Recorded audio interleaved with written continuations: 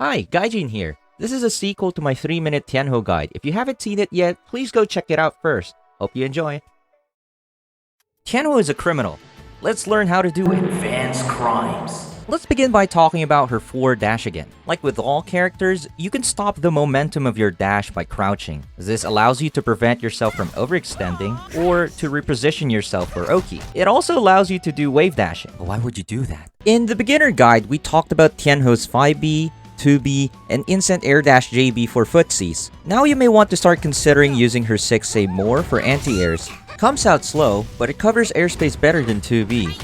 However, 6A whiffs against crouchers, so be careful throwing this move out. Also consider using her 2C. It can catch opponents trying to upback. It also helps you convert off of your 5Bs where 2B and 5C are out of range. On block, you'll generally want to quickly disengage with Flight Cancel.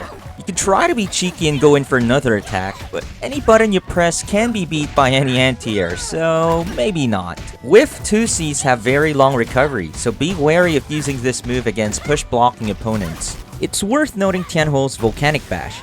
This move is projectile invulnerable, meaning you can use it to go through projectiles without taking chip damage. This move is perfect for callouts against specific block strings such as Oleander's Fireball, Palm's Dogs. That's right, Palm's Dogs are projectiles. And most notably against Velvet, as almost every special move she has is a projectile. Shatter Bee isn't one of them if you were wondering.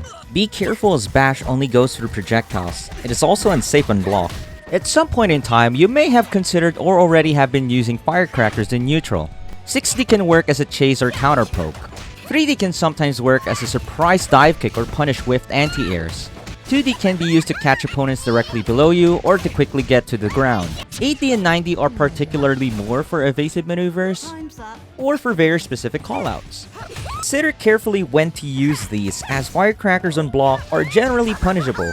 And you may want to save that magic for the more practical stuff like 4D and V-Dash.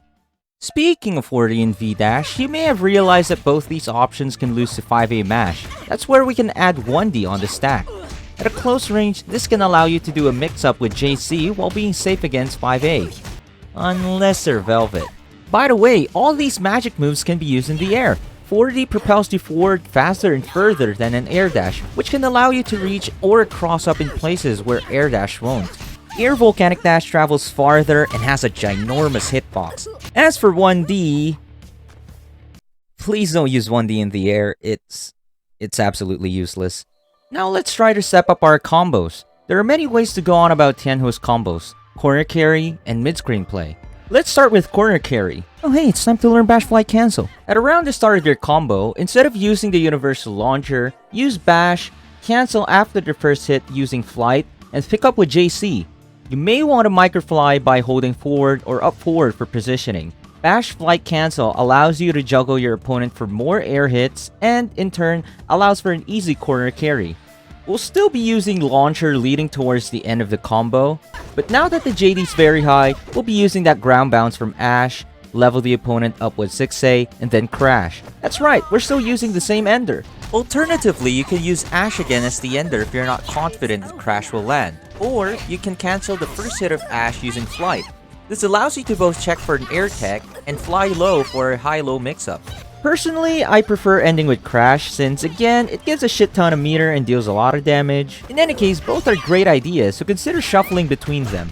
Now, for mid-screen play, we want to keep our opponent away from the corner. We can go for a hard knockdown by ending with Crash before the JD fills, but it isn't very effective if you don't have magic for mix-ups. So instead, we'll use Ash before the JD fills up. Then we'll dash underneath them to side switch. We can launch them back into the air and end the combo with Crash or Ash. Mid-screen play poses more mix-up options that you can't do against an opponent in the corner. The problem is that as soon as you fail to mix up, you usually lose pressure and go back to neutral. I suggest doing mid-screen play to check on your opponent sleeping, but mostly go for a corner carry approach as it's more reliable for setting up pressure. Having magic for 4D and doing stagger pressure with ABC Gatlings together is usually enough to open someone up, so save that magic. Speaking of magic, if you have extra, consider spending them on Firecrackers for the extra damage. It deals really high damage for little JD, and may help secure a kill. At this point, you'll now want to start treating level 2 as not just a mere combo extension, but your win condition. Once you get the hit, you'll want to activate level 1 into level 2 as early as possible in the combo. You can do your own funky combo here for style, but the highest damaging move of Tianhu in this state is her Volcanic Ash. It deals as much as a level 1 super, so you'll want to loop it to get the most out of the install. Basically, Ash loops is a cycle of doing Ash, cancelling after the second hit with Flight, going back down with 3D, and repeat. This can be tricky to do, and the timing of each rep changes as you go. You may want to squeeze in 5Cs before Ash or JCs before 3D to help stabilize the combo. You will eventually run out of magic despite the fast magic regeneration, so think of transitioning with a normal sequence, or use the wall stick of level 2 bash to buy you more time and hits. In level 2, you can flight cancel crash on hit, which allows you to immediately fly above your knockdown opponent. You can confuse the opponent with a quick back and forth air dash, or just slowly hovering over them. Now, why are we opting for level 2 instead of level 3? That's because level 2 has a higher damage potential, and we can save the extra meter for level 1 finisher for a hard knockdown. Basically, level 2 offers better post-combo situations. Level 3 does not, as it even puts the situation back to neutral. However, it's not to say her level 3 is absolutely useless. Level 3 is an actual invulnerable super unlike her level 1. You can use this as a reversal against jump attacks. Needless to say, it's very unsafe if failed. Be mindful that it isn't a grab, so it can be blocked. Also, Tianhu's level 3 still does a significantly high damage. You can use it as your combo ender if it'll secure the win. Like with level 2 combos, you'll less likely drop this. Treat it like Crash, it only works on airborne opponents, but it's easier to hit in high JD. Okay, you've probably been landing most of your combos in full by now, but when the JD is high, you won't be able to land your usual combos. There isn't much you can do, but you can at least land a couple of hits before using the Ash 6A Crash Ender. The idea is the same for OTG, except we have to skip Ash. Well, yeah. That's a bit of an anticlimactic point to end with.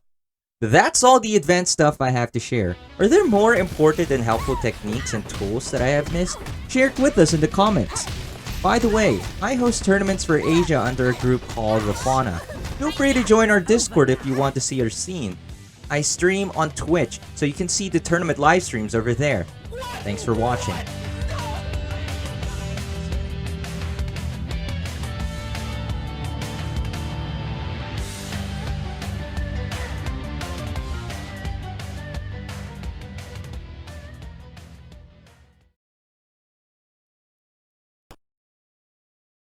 Oleander's a bit